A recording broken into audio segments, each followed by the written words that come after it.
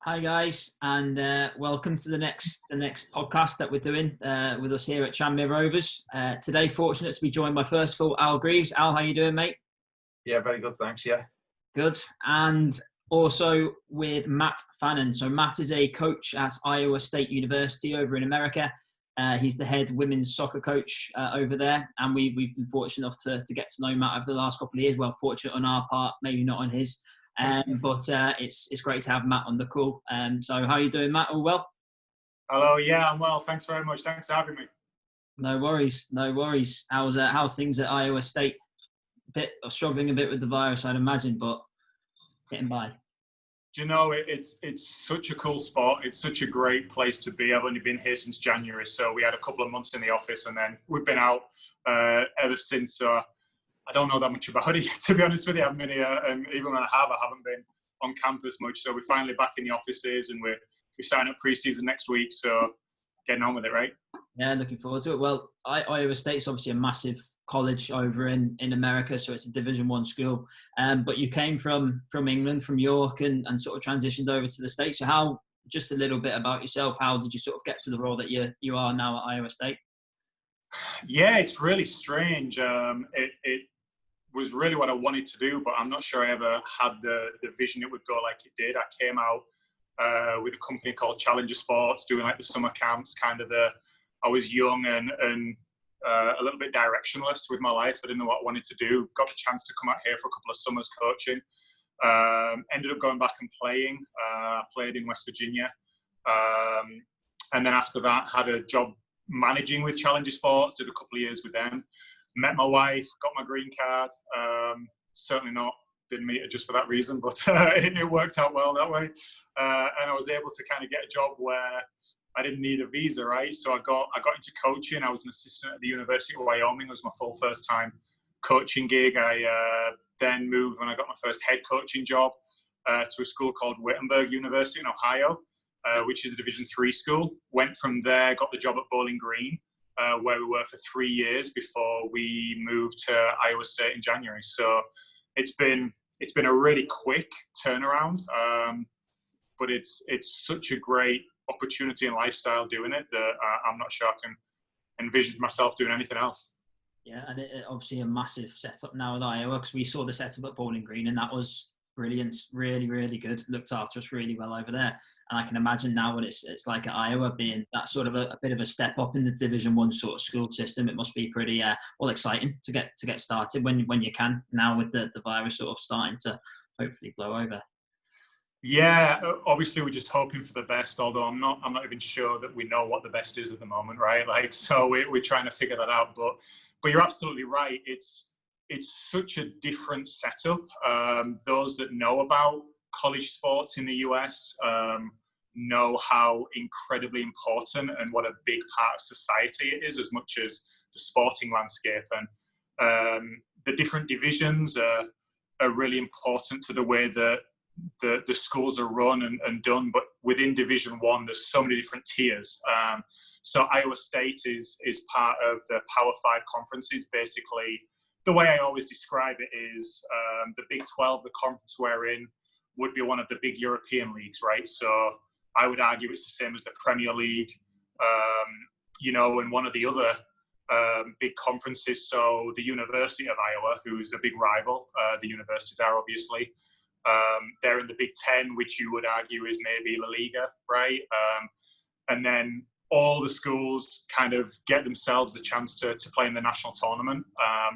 Tends to be from a place like the Big 12. 6 of the teams will go. So again, kind of like the Premier League, it's not just the winners, it's a group. Whereas when I was at Bowling Green, if you won the conference tournament, then you would go to the national tournament. So we kind of see the national tournament is similar to maybe the Champions League, right? All the best teams go. And just in a conference like the Big 12, more than half of the teams, we have 10, and usually it's probably 6 teams go to the national tournament, just because the level is that much higher. So it's an exciting place to be, the school, the conference, everything. The setup is, I got to be honest, between the amount of professional setups I've seen, it's as good as any. It really is. The facilities are incredible. The budgets are incredible. The support is incredible. It's kind of like playing professional soccer, with people that are no older than 23, so it really is kind of set up in that way is the way I suppose I describe it to my friends when I call back home, at least.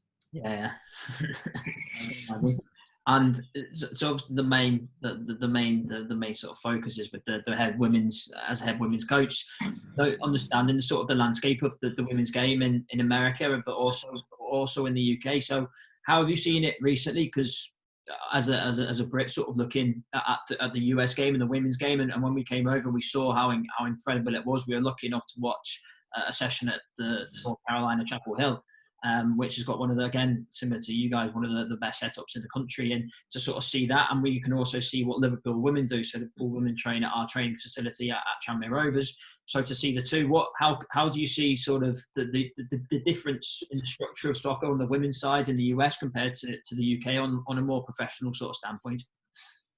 Well, I can't speak widespread of the professional game in the UK. I don't know enough about it. What I will say is the setup you guys have got and what Liverpool were using, the women with you, was incredible. It was such a good setup. The fields, the location, the opportunity, the way it's all together. It was very similar to the sort of thing that we have here at the top end of the college game. What I think has been really great about the women's game in the UK is when I was a kid, women didn't play soccer. It was in this country you would equate it similarly to women playing American football. It just doesn't happen. You're like, it's not cool. It's not what you do, and that has changed so dramatically in the UK now for all the right reasons, and that's great. But the opportunity to play has always been there in this country. There's something called Title IX, which basically means that at the college level, whatever funding, a simple way to explain it is whatever funding goes into men's sports has to go into women's as well. So there's a great push for female interaction with all sports, and it's a really positive thing. It means I get a job, right? Like, I'm very, very lucky because of it. But ultimately, that has meant that it's really cool. It's a really positive thing to have young female athletes, people that can play the game in this country, whereas that hasn't always been the case. It's rare and it's new in the UK.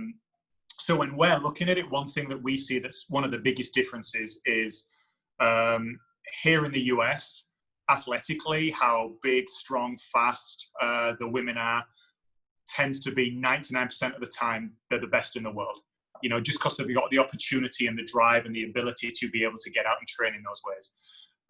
Tactically, I think watching the game, the culture of the game in Europe, in the UK, is such that when we bring in international players, it's almost always the case that the internationals, the Europeans, understand the game at a level that just the American women don't. Again, I'm speaking generally here. It's obviously not the case across the board, but it tends to be way more athletic here, way smarter within the game from Europe. And what we've tried to do over the years is blend the two, right? So they've kind of learned from each other. Just the culture of training, getting after it in the weight room is something that growing up in England as a female isn't a really common thing, whereas it very much is here. And watching the game is just something that young girls tend not to do here, where I think they do in the UK. So those things are definitely very different. In terms of the professional game in the UK, I think it's something that I'm so excited and really eager to see it grow and develop more and more as different clubs are putting money into it. I think that the professional game here in the US seems to be hanging by a thread all the time, just financially, because it's not. Maybe it is because it's not always backed by the men's game that brings in the money, whereas it tends to be a little bit more in the UK. And so I think the model in the UK. And I think the leadership in the UK overall is better than it is in the US for the professional game. But again, I'm not running in those circles closely enough to know the details, I suppose, of how it works for the professionals. Yeah, no, but I don't know what you think, Al, but when we've sort of had groups over from America, we've sort of seen it on both the boys and the girls' side. Exactly what you're saying there, athletically. The Americans are very strong, very fit and dynamic, and they can run for 90 minutes and another 90 after that sort of thing. But the sort of the streetwise aspect, what we'd say over here in the UK, is what we sort of as well as the technique. I think both the Americans are also very technically gifted, but I think the knowledge to be able to receive a pass but instantly know where that ball's then going and you play it. Like, so we've seen that a lot, Alan, in the sessions we've done. Yeah. I think what I would just think about was that I think you're quite right that the women's game over in America is far more advanced than what it would be with the women's game over here, and we're playing catch up. Physically, totally get it that they're way advanced, and I think the technical aspect of maybe the women's game over here is probably our strength. There's no secret in the fact that the women's game is a huge success over in America. But moving forward, it seems that perhaps on them sort of technical corners that the English game is getting a little bit closer to the American women's game. And I just wonder what might be next for the American women's game if them gaps are being closed. Do you know, I think that's a really good question, because I think I completely agree with you. Looking at the top end of the women's game in the UK, I think that, they're bringing the best minds from the US to the UK. There's the leadership, like I said, is so strong. And I think that as it's being caught up, you wonder if there's another step that the US women can take, because I think that one of the big conversations I know in the professional league here now is, now that the NWSL has finished for the year, they're talking about the top level players going over and playing in Europe. And I think that is something that will probably really help the American players. Speaking with some of the professional coaches, they refer to the women's professional league here as a transitional league. And when you think of that, I think they mean it in the terms of, it's just back and forth, because they're all so gifted athletically. They're all able to sprint 90 minutes long.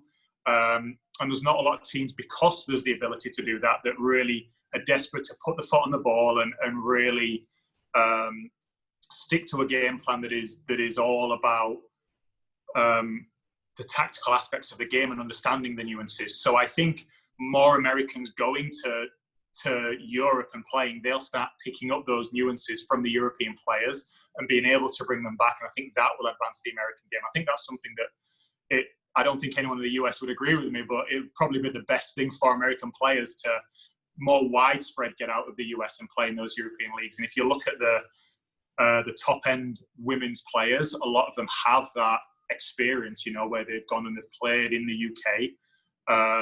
They've played, if you look at Crystal Dunn, for example, plays left back for the US, and in college she played in central midfield at North Carolina, which Matt was just talking about. And I remember watching her play in the national tournament finals, and she was a fantastic central midfielder. And now, like I said, she spent time with Chelsea. And I think that really took her game to the next level of the understanding of it as much as anything, to be able to completely change position, to completely change role. And now I think she's one of the best fullbacks in the world, after never really playing it and definitely not being a natural fullback. But I could watch her play all day long. She's fantastic. And I think that her time in the UK, I would argue, really, really helped her. I've never met her. I've never spoken to her to be able to ask her if she feels that way. But it's certainly my limited knowledge on her, I'd argue it at least. Yeah, we've got as you know, Jodie Taylor, who came through the system at Tranmere and had a great sort of run in the academy and in the women's setup here at Tranmere Rovers, and then went on and plays her football over in the States, Seattle, at Rain FC over in Seattle. And she said that the techniques and the understanding of the game that she learned in England, to be able to transfer that over to the American game and play in the highest level in the States on the women's side, which is sort of the pinnacle still, really, in terms of the players that are there. It set her up really, really well. So it's to see the same from the US to the UK. And we've mentioned it in everything, really, even in coaching. When you to do stints abroad, we've been fortunate to go to China and Indonesia and America and Canada, and those sort of experiences help you as a coach to then bring back to where you're more in your comfort zone, but to be able to use all the techniques that you picked up from abroad and help them to develop your game. Yeah, I couldn't agree more. And I think Jodie Taylor is someone who is a prime example. Her movement off the ball might be the best of any women's soccer player I've seen. Like her understanding of the game and those darting runs. But I'm not sure how perfectly well that fits an American transitional kind of league and system. And I know that she's struggled a little bit over the last couple of years with how she's been playing with the rain. And I think that she's someone that if she can get a form back up, I think she's such a fantastic centre forward that, you know, her understanding of the game should and you would hope would be able to take her forward. I'm not sure that the US is the best league for her. I'm not the expert. I don't know that she could possibly care less what my opinion is of it, but I love Jodie Taylor. I think she's an incredible player. And speaking of moving around, you know, after I didn't mention when I coached a little bit in the UK, after I'd spent my first year in the US, I spent a year in France doing a bit of coaching. And again, it was just mainly with kids and doing something completely different to what I'm doing now. But I couldn't agree with you more, Matt, that concept of moving around and picking things up and just culturally how you start to realize how different people will take and give information and be able to support those players to get the most out of them, right? Like that experience and that ability to pick things up as you go has been something that I think has really helped my career. And it sounds like from what you guys do, you've felt the same thing from going to other countries and realizing how differences aren't necessarily different. It's just adding strings to your bow of how you can get better, right? Yeah. But well, I went out to China in January as this sort of first experience over in China, and it's to see all the stories that he tells from that is stuff that we've been through. But it's funny, but to see the reaction for other people, but to come back and be buzzing off it at the same time. So it's not always easy, but to be able to come back and then use bits and put it into what we're doing now, it's good. No, it is good. Yeah, it's good. In terms of like the professional pathway, then, so Jodie obviously went from Tranmere and has ended up over in the States. We have with the main clubs, so obviously Liverpool and Liverpool have got their own academy with the girls coming through, and there's a lot of regional talent centres throughout the country looking for the talent and the coaching that goes on in those RTCs. And each club has a full-on academy now on the women's side of the game, which has changed massively in the last few years. What's the sort of pathway like over in America? So if we say you want to, as a girl, you want to be part of the talent centres to then go into an academy to then go and play professionally for the likes of Chelsea and Arsenal and Liverpool and City, what's it like over in the States? Yeah, this is where another thing that is completely different. The way it's set up here is you'll play youth soccer, and instead of playing with like the professional teams that got clubs, it's all their own clubs and they're all businesses. So one of the biggest cultural differences, I think, is I would argue that in this country, it's a middle to upper class sport, whereas in the UK, playing football as a kid is very much a working class sport. Like everybody's in, it costs nothing, you get out to the field. There's so much structure here and financially there's so much that's involved. I know people, young girls I've spoken to that have gone and played with their club, and it's a top-end club, so they're traveling the country, and obviously the US is a massive country, so with the club fees and the coaching fees, which are things that were very different when I was growing up in the UK, to the travel fees and hotels and flights and tournament fees and everything. You're looking at to play for one of these clubs, it could be anywhere up to $20,000 a year, which is ludicrous, really. You know, I remember paying like my £3 a week subs or something they called it when I was a kid. It was very different. So that part of it is so different. Then really the next step is to go and play in college. And college, if you're looking at the nearest of an academy, it's probably the college level. It's such a bigger deal. It's like I mentioned earlier, probably the easiest way to explain it is it's professional soccer for under 23s, right? Like it's such a weird niche that there's nothing like it in the UK, nothing close. But what they do from there is they have a draft every year. So with all college sports, and it's really big in American football, right? Like there's 4 days that are across the sports channels that everyone watches pretty religiously to see who's going to be the number 1 pick and then what's going to happen through the rounds and things. So with women's soccer, they do the same thing at the convention every year. They have the draft, and basically whoever finishes last gets the number 1 pick, and it goes in reverse order. And that's kind of how it is. And teams can trade draft picks and things like that. So you can say, hey, I want your player, but instead of giving you money, I'm going to give you our first round draft pick for 2022. So it's a really different setup to anything, as far as I know, that would happen in the UK. And from there, the players then go and still pretty much try out with those clubs, but those clubs at least have, I guess it's like first dibs on them to give them a contract and go from there. So very, very different system, but one that has worked well in this country. And it's really good to try and keep a bit of parity. So, obviously the idea is the best player is going to come and play for the team that was the worst the year before, right? So with that in mind, it really gives everyone the chance to just, it's not as simple as, hey, every year Team X is going to win the league, Also, there isn't any relegation and promotion, which honestly, as an Englishman, I still struggle with that a little bit. It's different, but it's a very different system that I think works well. And because of that, do you see then differences in the sort of the pace of the game? So the college season is typically, the competitive season is only, well, if you have a bad year, it could be a month and a half to 2 months, pre-season aside.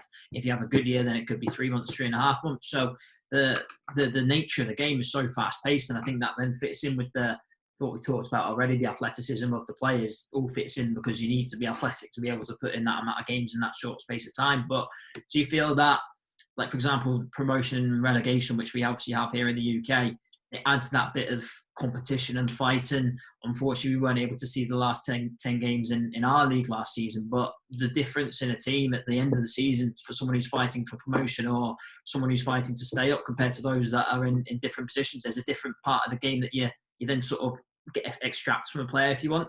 So do you think that the setup that you've got there sort of that has a massive difference on the way that the game's played? I don't know if massive is right, because where we don't have relegation, they have conference tournaments here. So, for example, at the end of the season, to give you a clue, where I was previously, there were 12 teams in the conference. And the way it would work is only the top 8 would go to the conference tournament. And the conference tournament is what everyone cares about. Tournament stuff is really what matters. So, as an Englishman, last year at Bowling Green, we won what we call here the regular season title. We just say in England, we won the league, right? But then all that does is, it's good, we get a trophy for it, but no one really cares. It's the conference tournament that people care about. So what that gave us was the number 1 seed for the tournament. So now we would play against the team that finished 8th. So towards the end of the conference season, you're looking at the teams at the bottom are playing because they're trying desperately to make the conference tournament. If you're in 10th place and winning your last game is probably going to get you into 8th and make the tournament, now it's a good season, you've made the tournament, however bad it's been. So there's still that kind of scrapping. The relegation is there, but missing out on the post-season, it's called here, the conference tournament, is something nobody wants to do. So that fight is still there. And then the seeding, if you're going to win, the seeding isn't the end of the world, but a lot of places, depending on the conference, you may host the tournament. You may literally have everyone come to your place for those games. So that's always interesting. And the postseason it's exciting. It's suddenly like everyone's still got a chance once you're in the tournament, sort of thing. So those things are different but interesting. I will tell you, like watching how the season ended for you and for Liverpool women, like both of you guys were on such an upward trajectory that I really don't think either of you would have been relegated had the season like worked through, and again, no one can say that, but talking about the length of the season, that is something that's bizarre, because you have a couple of bad weeks. The way it works for us, because it's so short, we play, so this season we will play 9 games in conference in our actual league. Well, if you have 2 bad weeks, just where your form's bad, you have a couple of bad weeks, that's 4 games. That's almost 50% of your season that you now lose over 2 weeks, because you play 2 games a week for 2 weeks straight. And that's where it can be devastating. You can, everyone's going to have a bad game, but you have a couple of bad weeks, which is very normal, right? Like in the UK, you have a couple of bad weeks, you lose a couple of games, you get back on it, and it hasn't changed things that dramatically. Here, it can go from like qualifying for the tournament to not qualifying for the tournament, right? So it's really, that's such a challenging part of it, right? Like you can't let problems get in the way because it's such a short amount of time. So yeah, I think that's where it's very, very different. Yeah, and what do you sort of see then if you do lose a couple of games out of those fixtures, the psychological side of it then to get the girls back up? How tough do you find that, or what ways do you find are the best to still be able to motivate the girls and say, right, it's only been not our best a couple of weeks, but we've still got these weeks coming. What do you sort of use? Because that's, as you say, it makes such an impact. So how do you find that as the coach? Yeah, I think, and you and I have talked about this in the past. I think psychologically, if you have a good group of women and you can connect with them as a coach, it's easier to coach them than any experience I've had with the men, because they want to buy in and they want to work towards whatever the goal is, right? Like collectively, women as a group tend to want to all get on the same page. And the truth is, Eddie Howe said this, I saw him say it a couple of weeks ago, there's nothing that can really give you a real boost in confidence like winning, right? Like that's what's always going to do it. So the flip side is when games are coming as thick and fast as they do in the college game, it may only be a couple of days before you're playing again. So that in itself is another real positive that, hey, we may have had a real rough day on Thursday or Friday, but we're playing again on Sunday. So let's get it together. Let's figure it out and let's put it behind us and move on, because it doesn't matter whether or not we're ready. The game's coming, so we better get on with it, Yeah. Yeah. And I think what you mentioned there about the way in which the girls are quite receptive and then they get together as a group. Because, Al, what do you reckon? Because we've had a couple of groups come over to Tranmere, haven't we, from the States, and what the differences that you found as well between coaching the girls' side and the college girls compared to the boys. That was going to be my next question to Matt, so I'm going to throw it back to Matt. My question to you was that from coaching both boys and girls, what would be the main differences in your coaching style when delivering to a set of girls as opposed to boys? Because I suppose my background is predominantly boys and I know how I would coach. If I was to put my girls' hat on, it would be entirely different. And so I just want your views as to how you deal with them differences as well. It's been such a long time since I've really properly worked with a group of males that I'm not sure how much I could remember. I remember being in my mid to late 20s when I first got started, and I was a volunteer assistant at Regis University in Denver with the men. And being a young man, working with young men who, some of them I was only 5 or 6 years older than, their relationship with me, they struggled with that, because, well, I was that age as well. And when you're 19, 20 as a young male, you think you're the best thing that ever happened to the world, right? And you can't teach me anything now, everything about the game, what you're doing, get out of here, just let me play, watch me, I'll show you. And that was me. So if I'm trying to compare, I'm probably trying to remember back to who I was at that age and maybe some of those guys that I coached, over a decade ago. So I think with all that, there are a lot of similarities, but once you get to the top end, once you get to the really good, really dedicated players, I mentioned to you guys earlier, a woman that I coached a year ago who now plays professionally. And I'm not sure I treat her any differently to how I treat any male player, because she was just driven and good enough and tough enough that we'd formed a relationship where I could say to her, that isn't good enough. Get it together. Where at half time we could go into the locker room and I could just sit down in front of the team and say to her, you're not doing it, you're not good enough, you're not figuring this out, you need to drag the team forward, knowing that she would take that as kind of like a stereotypical guy would, like, really, watch me, I'll show you. So I think there's the stereotypes between the two are very much that I think, female players want to impress a bit more, they want to be agreeable, they want to make coaches a bit happier, make their teammates happier, work together a bit more. It's not very often, there's not many women that I've coached that it's clear that you go out and play, and everything they're doing is, watch, I'm going to show off and show you how good I am. They tend to be better team players, the ones I've coached. But again, stereotypes are something that, when you're talking about generalizations like that, sure, you can say that. But I think there's, at the top end, when you're a real competitor, when you're a real fighter, and when you play at a level that is on the verge or is professional, then there's that level of something within your brain, I think, that just makes you able to compete and take criticism in a better way, or push yourself through what's harder. Having said all that, I think you're completely right. If we're going to start pre-season a week in, I am absolutely certain, because it's happened every year, that 3 or 4 of the freshmen, I'll walk up and say good morning to them. I'll probably just burst into tears because they're terrified of me, because I've got a deep voice and I've got a foreign accent and I'm the boss, and you know what I mean? Whereas I'd probably walk up and with the guys, I'd walk up and say good morning, and I'm not going to say the sort of things I'd probably say behind my back, right, as I'm walking off, because I've made them run. So I think that's very much there as well. I really just think it's the relationship you develop with the players as you go, and then you start getting to know what it is that's going to push them and what they need to hear from you. So I wonder from that perspective, my wife and I have 2 little girls.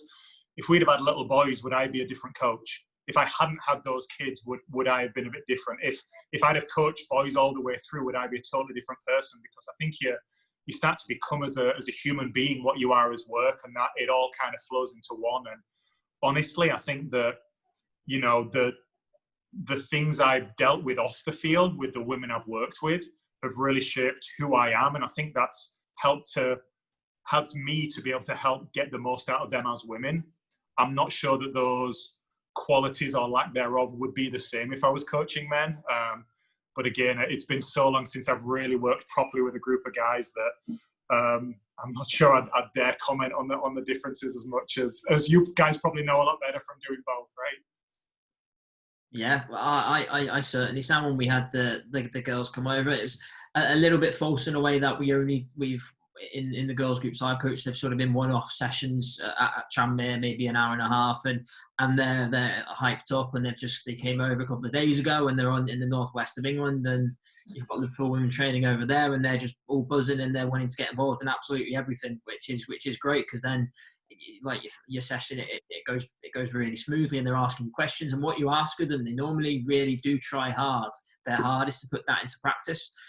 Whereas I think a lot of the time with the lads, obviously they try and do that as well, but you can get some characters in there that will sort of hear what you say, but still think that they know the best, because they are, like you said, they're of that sort of ego and that goes through all the age groups. I think from 8 years old up to all the way up to first team. It's you'd get the same on our first team manager would have the same sort of challenges.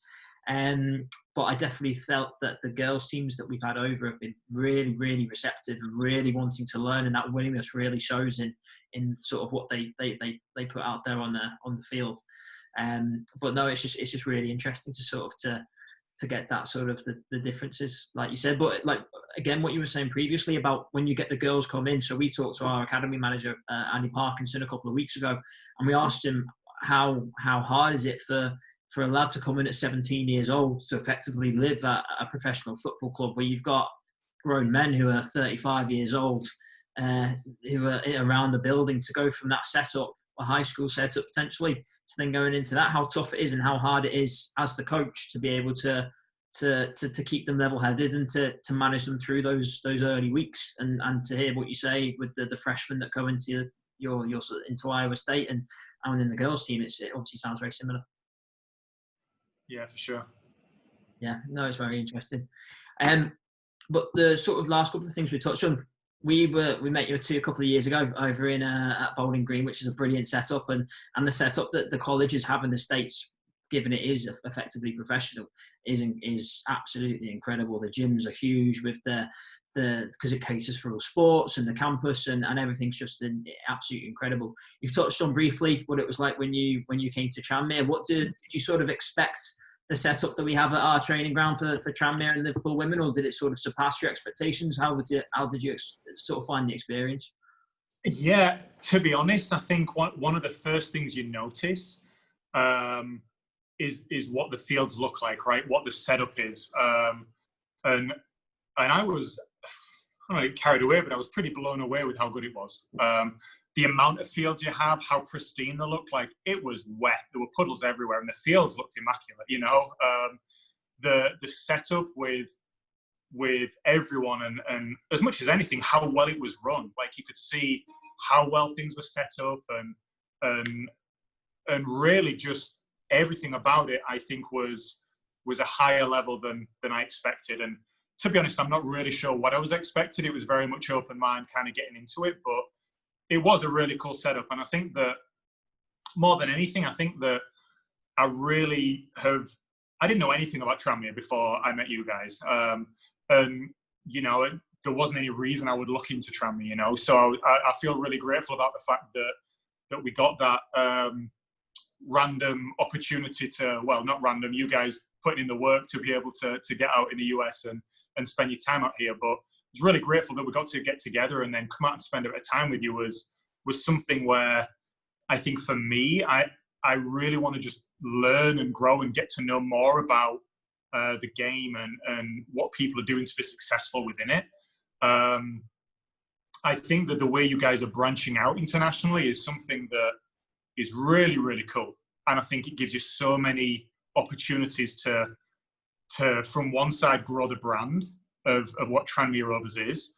From the other side, become the small community team that is worldwide. And I think everything you've said about it, I think the way that you do it is such a positive thing. To just how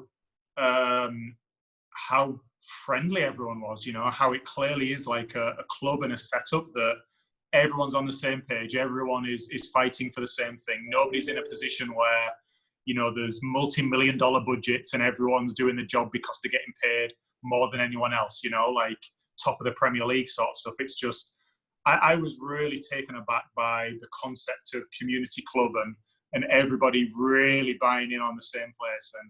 And as much as anything, so from the time you guys gave me to, you literally put me in a hotel, picking me up, taking me out to dinner, or the whole day the next day, like being able to see around the club and what it has to offer, it was really, really cool. And I think for the young people in this country, the only thing they know because of the way it works is the draft system.